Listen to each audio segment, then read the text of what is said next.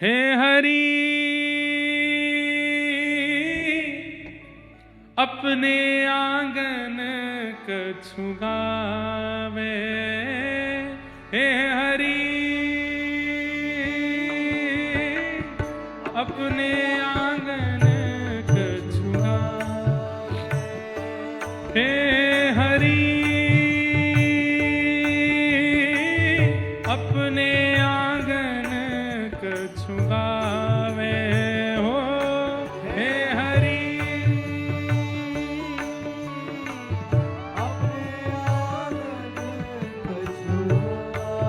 सूरदास जी के पंक्तियां, सूरदास जी के पद, ये तो इमेजिन करो, चिंतन करो इनका। ठाकुर जी छोटे से हैं, घुटने घुटने तक की कांचनी पहनते हैं और ऊपर कुछ भी धारण। अभी तो शीतकाल है, शीतकाल में तो ठाकुर जी खूब पहनते हैं, पर ग्रीष्म ऋतु में ठाकुर जी ऊपर कुछ नहीं पहनते। हमारे राधा रमन जी को जाके तो एक कॉपिन में डोले पूरे दिन गर्मीन में। श्रीनाथ जी को जाकर के जब आप देखोगे तो हमारे श्रीनाथ जी के दर्शन का सुख है गर्मियों में जाओ, और उसमें भी बिल्कुल जेठ के महीना में जाओ। ठाकुर जी केवल आभूषण पहनते हैं और नीचे एक कटकाचनी पहनते हैं, बस इतने सुंदर लगते हैं। आहा। तो अनुभव करो, आंगन में ठाकुर जी कटकाचनी पहने हैं, खूब सुंदर माला गले में डाली है, घुंघराले केश ऊपर बांध रखे हैं, मोर पिछ लगो है, और एक भुजा उठा करके ठाकुर जी कुछ गा रहे हैं। ना राग को पता है ना शब्द को पता, बस कछु गा रहे हैं। हे हरि अपने आंगन कछु गावे, हे हरि अपने आंगन कछु गावे, हे हरि अपने आंगन कछु गावे, हे हरि अपने आंगन कछु गावे। हो तनिक तनिक चरणन सो नाचे, तनिक तनिक, तनिक मतलब छोटे, चरणन सो नाचे, तनिक तनिक चरणन सो नाचे, तनिक तनिक चरणन सो नाचे। हे मन ही रिझावे, मन ही मन रिझावे। अरे किसी को दिखा के नहीं नाच रहे हैं, किसी को रिझाने के, अपने आप को रिझा रहे हैं। कैसी कैसी अद्भुत अद्भुत मुद्राएं बना करके ठाकुर जी नाच रहे हैं। सूरदास जी वर्णन कर, स्वयं गा रहे हैं, स्वयं नाच रहे हैं। हे हरि अपने आंगन कछु गावे,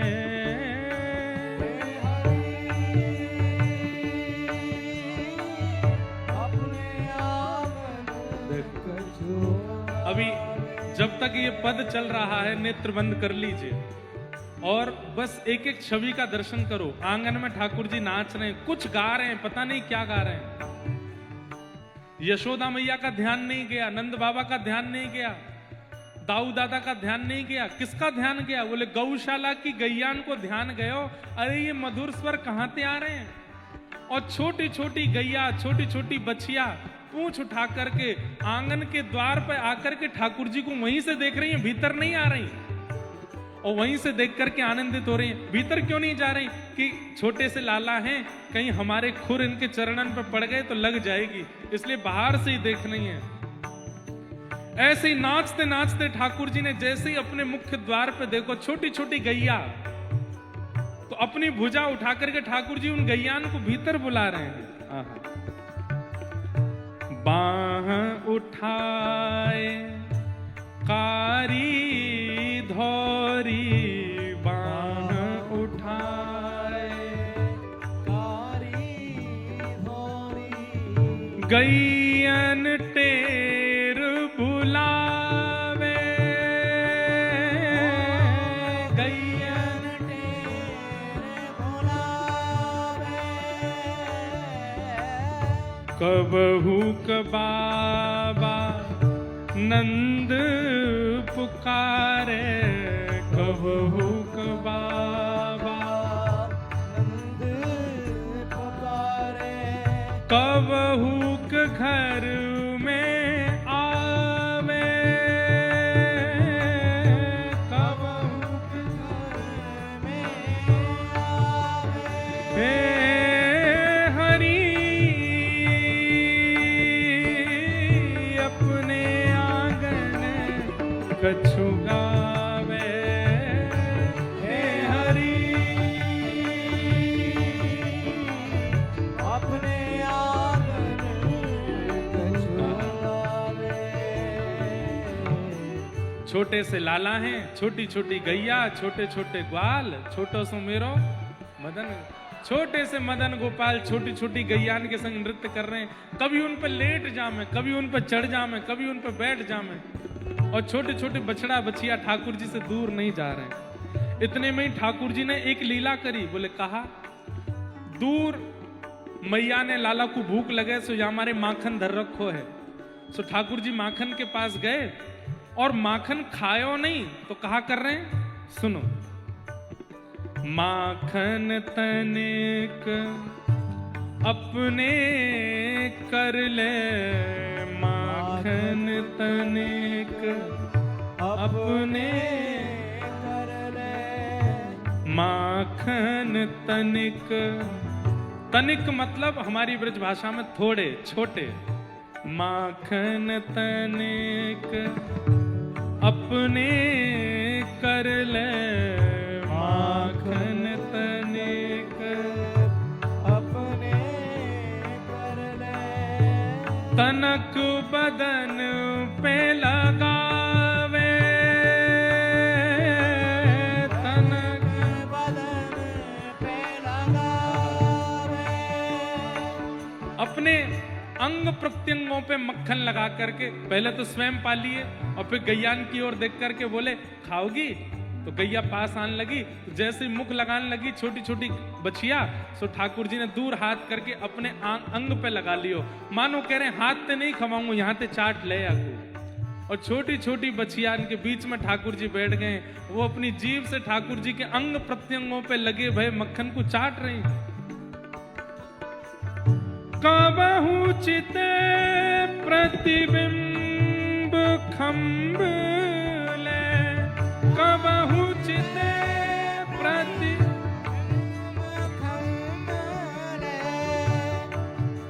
नंद भवन में जितने खंबे हैं उनमें मणियां लगी हैं और उन मणियों में ठाकुर जी को अपना प्रतिबिंब यानी कि शीशे की तरह ठाकुर जी अपने आप को देख पाते हैं। और जब जगह जगह मक्खन लगे भय गैयान की जीभ से सुंदर सने भय ठाकुर जी प्रतिबिंब में खुद को देखते हैं। कबहू चिते प्रतिबिंब खंब ले, कबहू चिते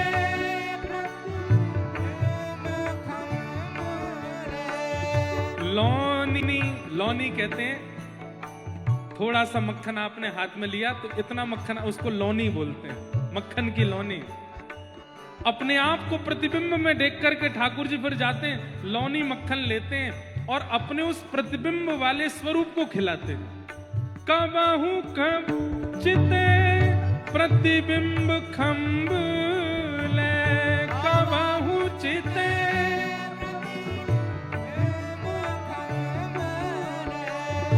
लौनी लिए हूँ खवावे,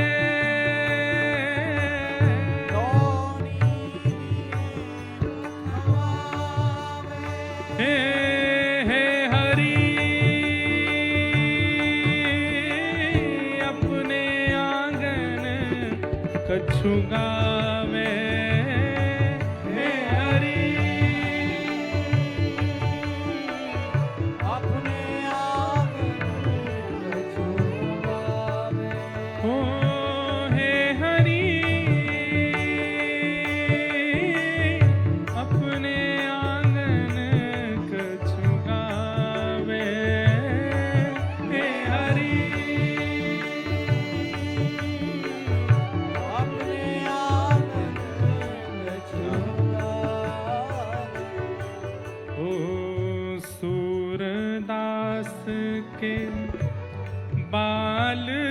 चरित को सूरदास बाल चरित को नित नित देखत भावे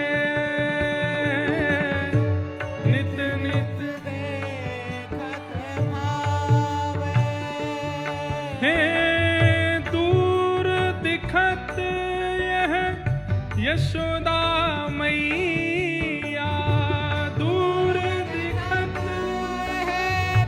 यशोदा मैया हर्षा